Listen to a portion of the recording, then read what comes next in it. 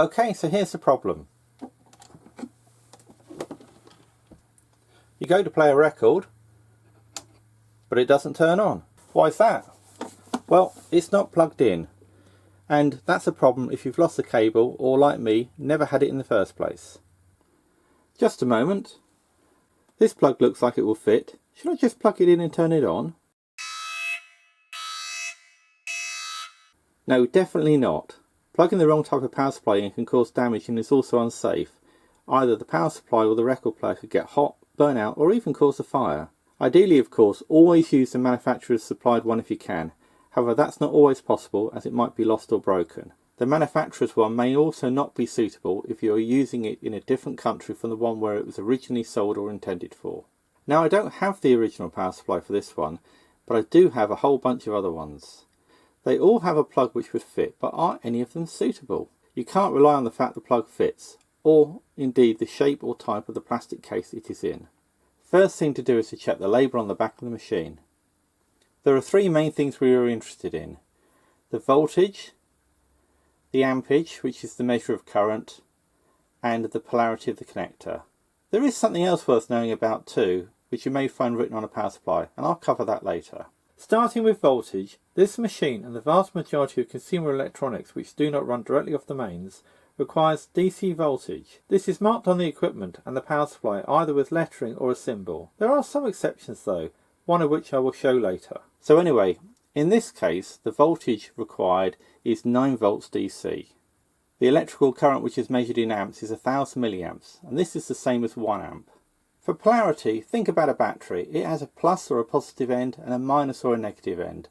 The same is true with the connector, although it's not marked on the connector and can vary from power supply to power supply. If you get the polarity wrong, at best it just won't work. At worst you might damage something. I'll be showing you how to check the polarity later on in the video. This symbol here is for the polarity and shows that the tip or centre should be the positive and the barrel part should be the negative. This similar machine requires 5 volts at 1 amp with the same polarity. This tabletop unit requires 12 volts at 500 milliamps and doesn't even mention polarity, though it is in fact the same as the other ones.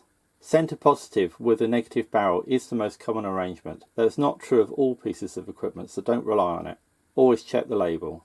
So if you're in a similar situation to me and you need to buy or use a different power supply to the manufacturer's one, do check what your unit needs. Don't assume it's the same as mine. So let's look at those power supplies and see if any of them are suitable. I've numbered them just to make it easier to follow. Just before I start though, if you're finding this video useful, please give it a like so that I know and that YouTube knows too. Thank you. Right, well the first thing to note is that these are all UK power supplies and designed for a mains voltage of around 220 to 240 volts and are marked with this. Please do check if the power supply you intend to use matches your local mains voltage. Number 1. Well, the output voltage is 30 volts, which is too high. I need the voltage rating to match 9 volts. The current rating is 500 milliamps, which is too low for my machine. This needs to be the same or higher than 1000 milliamps, but not lower. Polarity is marked and is the right way round though. It does fail another check though. It rattles. Never use a power supply which rattles, as it has been dropped and is damaged. In fact, you can see the broken plastic on this one if you look. Please don't use anything which has been damaged, modified, or you have any doubts about. It could be very dangerous. Number 2. This is an adjustable type which can be set to 9 volts, which is what I need. However, its current rating is too low, so it's not going to be suitable anyway. It does have a selector switch for the polarity, and it would be very important to set this correctly. As well as the current rating, it does fail for another reason though. The plug on the end has been rewired, so basically you've got no idea what the polarity actually is. I'll check it later in the video though. Number 3. Everything is okay on this one except for the output voltage, which doesn't match as it's 5.2 volts, so it's not suitable. Number 4. This is another adjustable one and can be set to 9 volts. It has a polarity switch too, and the plug hasn't been rewired. It's only rated at 300 milliamps though, so it isn't suitable. Number 5. This is yet another adjustable one, and the voltage can be set to 9 volts. Current rating is 1000 milliamps, which is fine too. It's got a different sort of polarity connection, which involves plugging this connection in the right way.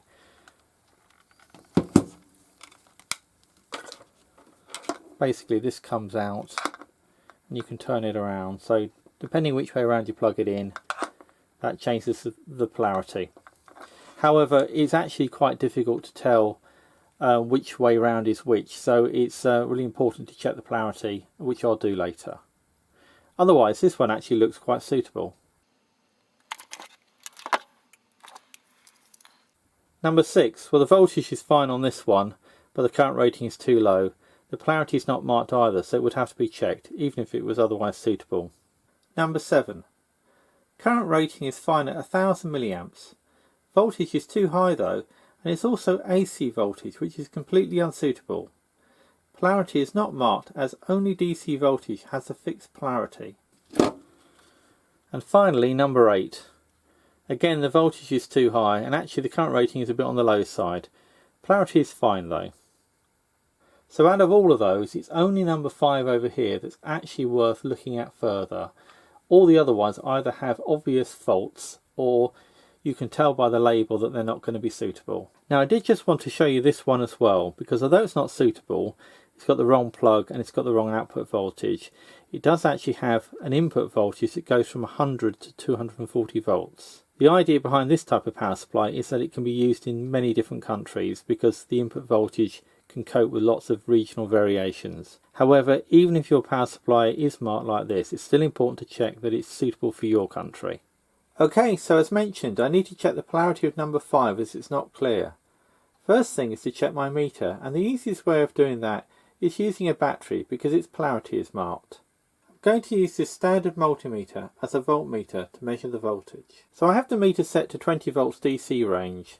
The red lead is for positive and the black lead is for negative. I'm expecting 1.5 volts to be showing on the display. If I turn the battery around, it shows minus 1.5 volts. So that's shown the meter is working correctly. Just for checking the polarity, I'm going to leave the cable ties on, but these should always be removed in actual use. By repeating this test on the connector to the power supply, I can check the polarity is right. This is showing positive 9 volts, so the centre must be positive and the barrel must be negative, which is what I require. I also said I would test the cable on number 2 because it has been rewired. It actually has 2 signs of rewiring. The cable has been clearly spliced here, and the connector should be a moulded one like the others. The connector colour is also a bit of a giveaway here too, as it is different from the cable. So although the polarity is set correctly on the switch, it reads incorrectly at the connector, so it has been rewired incorrectly. Any power supply which has a damaged or modified cable should be avoided anyway, as it can't be trusted.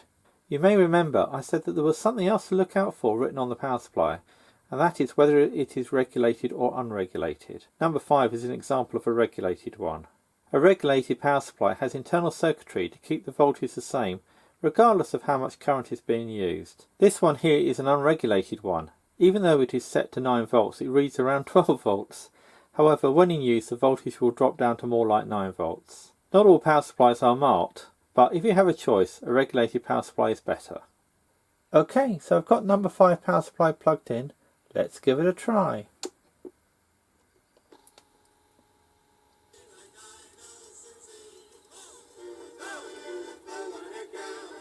Finally though, if you're not sure what you're doing or what to buy, please do consult someone who is qualified and who can advise you on your specific situation. There is a limit to how much information I can give in a video and cannot cover every situation or take responsibility for what you do. Okay, that's it for now. Thanks for watching and I hope you found it interesting. Bye for now.